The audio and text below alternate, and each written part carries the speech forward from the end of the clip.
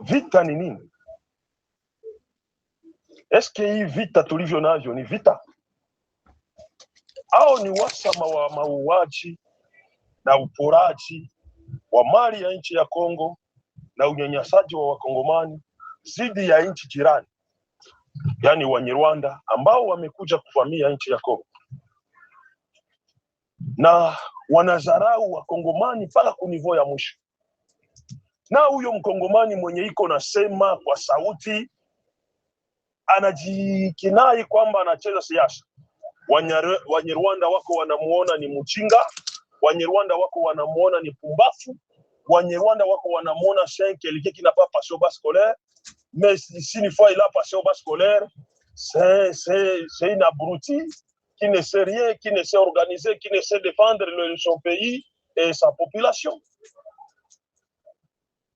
Isitoshe Wanyarwanda wanamuona kwamba ni moins intelligent. Même si vous pouvez être intellectuel, mais vous êtes moins intelligent.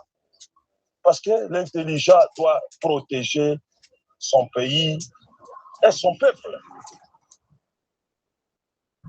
Mtu mwenye iko na akili anailinda nchi yake kwa kuboresha amani ya nchi na maendeleo ya nchi.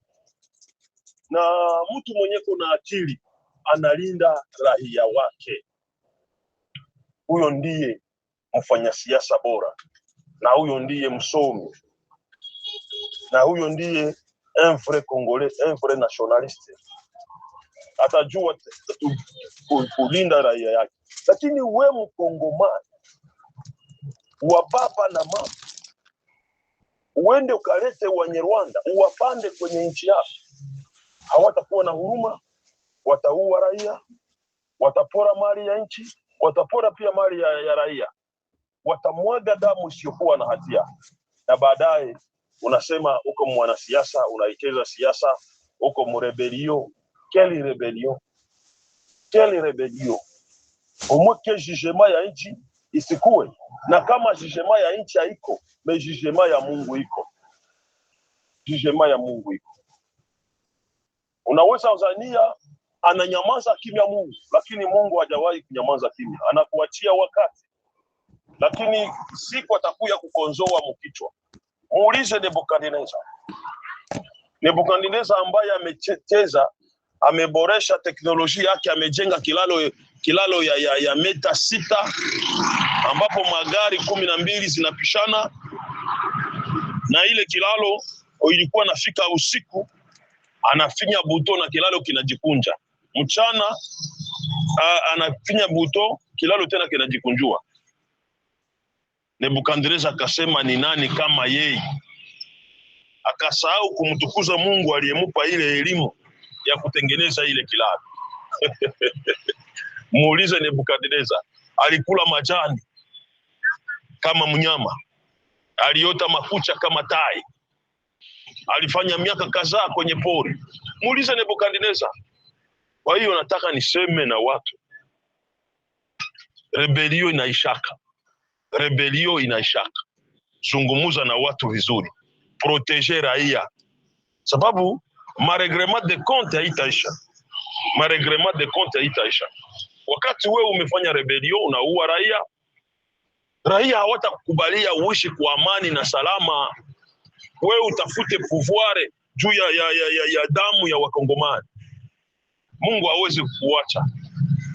Na maamuzi ya watu ndio maamuzi ya raia. Kwa hiyo jichunguze hata huko ndani ya rebelio, mahali popote huko mu M23, huko mu AFC, vous avez droit ya kujirebeler, vous avez droit ya kuonyesha kwamba una haki ndani ya nchi yako, lakini jiulize rebelio yako yenyewe unafanya, je, una protéger raia? Je, una protéger mali ya raia? Mais haufanyi génocide, haufanyi crime contre l'humanité. C'est ça ce que moi je peux conseiller. Ninataka kuambia kama usijisifu kwa sababu unavaa mwili.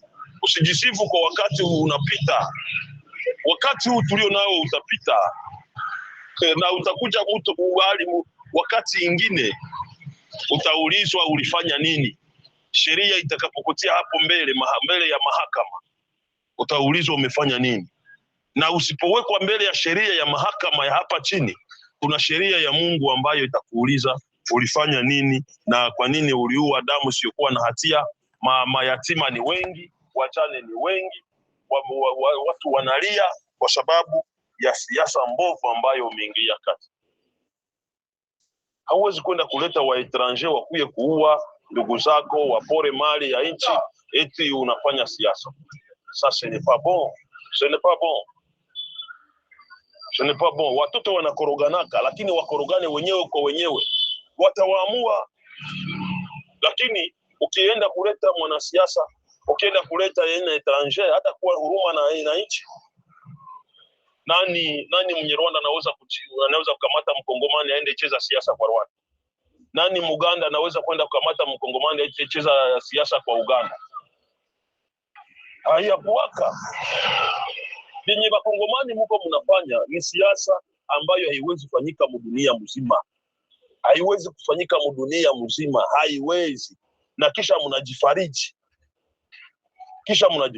Msijifariji kwa siasa ya bongo.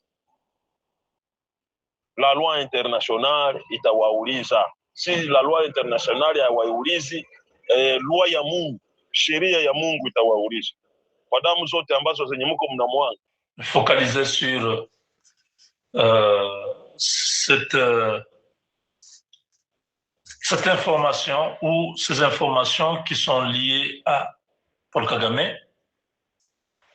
Je dois me concentrer. Vous savez, nous avons beaucoup souffert de cet homme-là. Notre pays a beaucoup souffert de ces messieurs-là. Peut-être beaucoup de gens ne le connaissent pas. Ils pensent que non, mais vous exagérez, c'est seulement lui. Oui, au Congo, tout ce que nous vivons au Congo là, la cause, c'est le Rwanda. Le président Tshisekedi l'a dit un jour que l'insécurité dans les grands lacs s'appelle Paul Kagame. Cette personne doit être mise hors d'état de nuire. C'est juste une façon de dire. La réalité, c'est que le monsieur doit complètement disparaître, soit physiquement ou politiquement, de la scène politique. Il doit disparaître. Chers amis, pourquoi je vous parle de ça?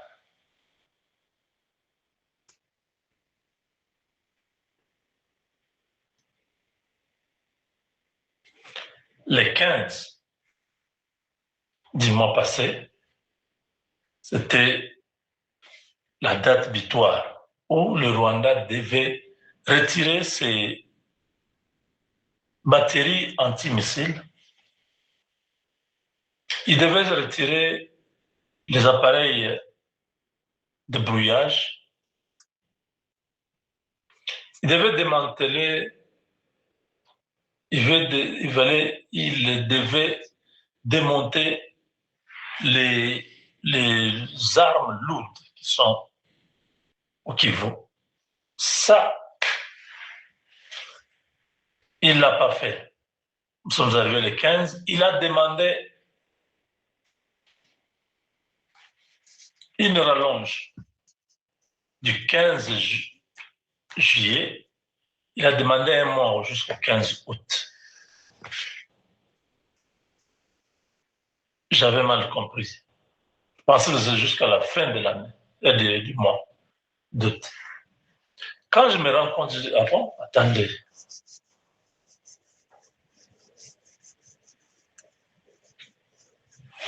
Kagame demande aux Américains, parce que Marco Rubio l'a dit, voilà.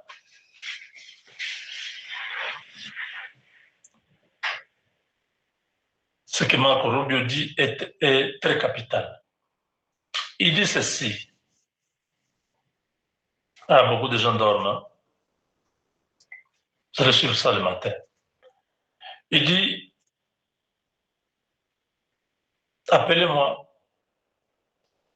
l'ambassadeur du Rwanda. Celle-là, elle répond à l'invitation du ministre des Affaires étrangères. Celui-là dit, la demande que vous avez formulée de prolonger encore, plutôt de vous donner encore une échéance supplémentaire, nous acceptons. Mais nous acceptons à condition de nous donner les programmes, donc la programmation, comment, non, le plan de retrait. Nous ont donné. Les Américains ont dit, ben, de toute façon, le temps passe vite. Et voilà. Ce week-end, ce sera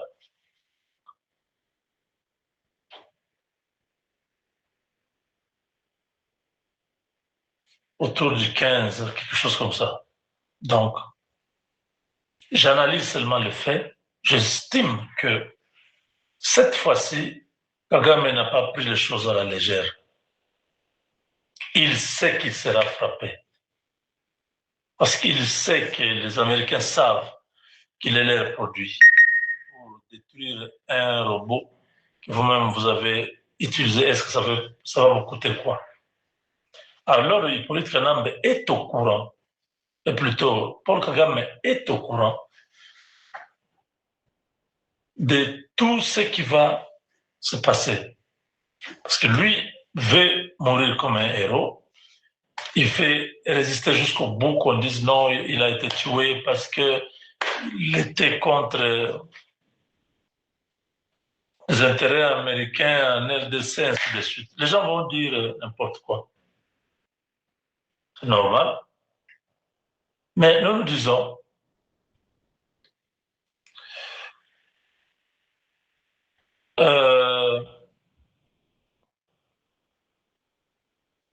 la date donnée par les Américains arrive ce week-end.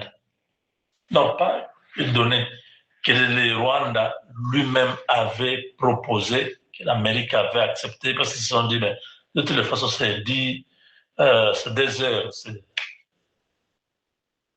Nous n'allons pas accepter de perdre le deal avec la RDC à cause du Rwanda. Ils ont demandé un délai supplémentaire. On leur accorde ça. Mais, Madame l'ambassadeur, si la date que nous avons accepté de respecter la souveraineté de ces 2 nations, si on arrive à cette date et que les soldats rwandais ne sont pas hors des frontières congolaises, vous quittez Washington. Donc, l'ambassadeur a transmis cela au Rwanda. Quand Paul Kagame a vu ça, dit ça se mal barré. Il a organisé le départ de près de 150, je ne sais pas 300, à peu près 350, 150